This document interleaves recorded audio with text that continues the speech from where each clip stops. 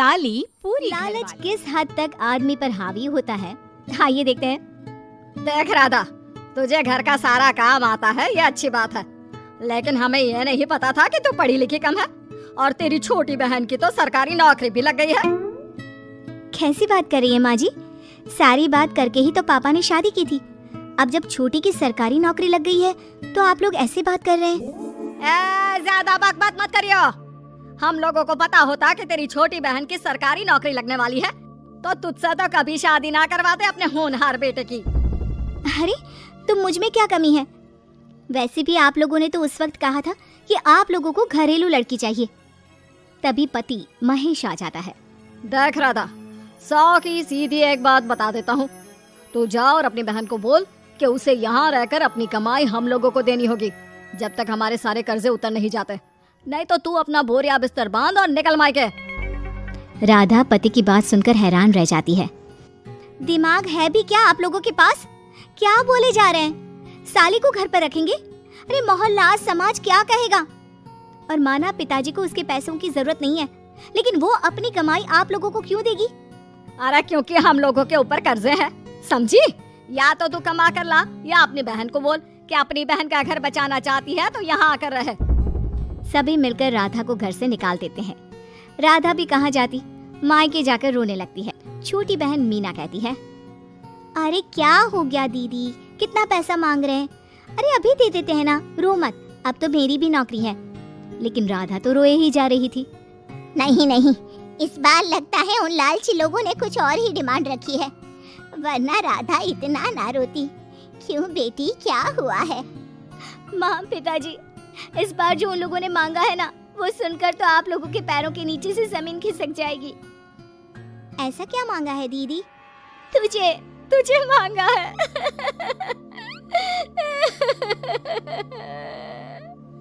What? What nonsense? दीदी क्या बोल रही हो, समझ रही हो? हाँ, मेरी सास ये बोलकर भेजी है कि या तो मीना अपनी सारी कमाई उन लोगों को तब तक दे जब तक उन लोगों के कर्जे खत्म नहीं हो जाते, या फिर मैं मायके में जाकर रहूं यहाँ। क्या मजाक बना रखा है? ऐसा होता है क्या कहीं? अरे शादी की है, कोई आलू टमाटर थोड़ी है कि अदला बदली कर लो। बहन शांत होती है। माँ पिता बड़ी को समझा रहे होते हैं और वो रोए ही जा रही थी। तभी छोटी बोलती है, पापा मैं दीदी के साथ जाऊंगी। क्या पागल है क्या? अरे दुनिया क्या बोलेगी? माँ वो लोग सिर्फ मेरे पैसे चाहते हैं ना। अरे वो तो वो लोग यहाँ से भी ले सकते थे छोटी, फिर वहाँ क्यों बुला रहे हैं तुझे?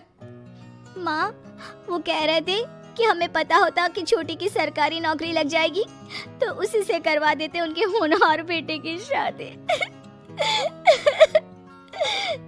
हाँ, और मैं जैसे उस लपड़गंजू से शादी कर लेती। लपड़गंजू? अगर वो लपड़गंजू है तो मेरी शादी क्यों करवा दी? मैं नहीं जाने वाली वापस। अरे क्योंकि तू बेवकूफ है, तुझे जवाब देना नहीं आता। चल मेरे साथ। उन लोगों को लगता है ना साली पूरी घरवाली, तो अब देखिए साली का जलवा। और शादीशुदा बेटी को पिता भी कितना घर बिठाते। उसके ससुराल जाते हैं दोनों बेटियों के साथ। आइए आइए, ले आए अपनी कमाओ बेटी, ये अच्छा किया। समझदार आदमी की पहचान यही तो होती है। मुझसे बात करिए ना, मैं रहने आ रही हूँ इस घर में तो मेरी कुछ शर्तें रहेंगी। अरे वाह जी वाह, बहन के ससुराल में भी शर्तें? अरे और क्या, आप लोगों को मेरे पैसे चाहिए, दीदी घर का काम करेगी, इतना सब मिल रहा है। वैसे आप तो जानती हैं, बाजार में बिना शर्तों के तो एक पॉलिसी भी नहीं मिलती है। बात तो ये सही बोल रही है, सरकारी नौकरी वाली लड़कियां ऐसा नहीं मिलती। हाँ हाँ ठीक है। अच्छा बोलो छोटी बहू, क्या शर्तें हैं तुम्हारी? मैं कोई काम नहीं करूँगी। कैसी बात कर रही हो छोटी बहू, तुम नौकरी करोगी? अरे लाखों कमाओगी कि घर का काम करोगी? घर के कामों के लिए है ना ये बड़ी। दूसरी शर्त, मुझसे कोई बदतमीजी से या ऊंची आवाज में बात नहीं करेगा। अरे कैसी बात कर रही हो तुम तो ख्वाबों की रानी हो। शट अप जीजा जी, साली से मजाक करना अलग बात है, लेकिन याद रहे साली बहन होती है बीवी की, और बीवी की बहन यानी आपकी बहन। माँ ये क्या बोल रही है? बहन। अरे ना बेटा, मैं हूँ ना, बात करती हूँ ना, रो मत बच्चा, रो मत। खैर, पिता दोनों बेटियों को छोड़कर चले जाते हैं। अगली सुबह, अरे सरला, जल्दी से मेरा और तुम्हारी बहन का खाना पैक कर दो, हम लोग ऑफिस के लिए निकल रहे हैं। लेकिन सरला तो सोफे पर बैठकर टीवी देख रही होती है। देखो जी, मेरी बहन पैसे कमा रही है तो मैं क्यों काम करूं? याद है ना मम्मी जी क्या बोलती थी कि मेरा बेटा पैसा कमा रहा है, तब सारा काम मैं करती थी। अब मेरी बहन कमा रही है तो मैं भी काम नहीं करूंगी। हाँ। अरे साली साहिबा, चलिए ना, मैं आपको दफ्तर छोड़ देता हूँ। क्या रेपुटेशन बनेगी हमारी। हाँ हाँ जीजा जी चलिए, आज आपकी ये इच्छा भी पूरी कर देते हैं। छोटी के ऑफिस में, अरे ये कौन है? तेरे जीजा जी है ना? ये कैसे तुझे छोड़ने आ गए? अरे वो अब ना मेरे पास ही रहती है। सभी एक दूसरे की तरफ देखने लग जाते हैं। हाँ वो क्या है ना, दीदी तो पता है घरेलू महिला है, जीजा जी के कर्जे ज्यादा हैं और पढ़े लिखे इतने हैं नहीं कि कुछ अच्छी कमाई कर पाए, तो मेरी कमाई रखते हैं। बस जैसे ही इन लोगों का कर्जा खत्म हो जाएगा मैं अपने घर चली जाऊंगी। पास खड़े जीजा जी का मुंह बन जाता है। घर आकर, छोटी, तुम ये क्या बकवास कर रही थी? ये सबको बताने की क्या जरूरत थी? अरे जीजा जी, आप खुलेआम सबको ये कहे कि साली आजकल मेरे साथ रहती है तो लोग क्या सोचेंगे आप जानते हैं ना?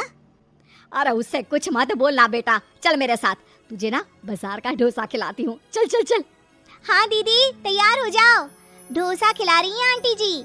तीनों जा रही होती है कि पास मोहल्ले की कुछ औरतें वहाँ पर जमा रहती है। अरे लाजो बहन, बहू की बहन यहीं रह रही है क्या? हाँ हाँ, इसे भी रख लिया है।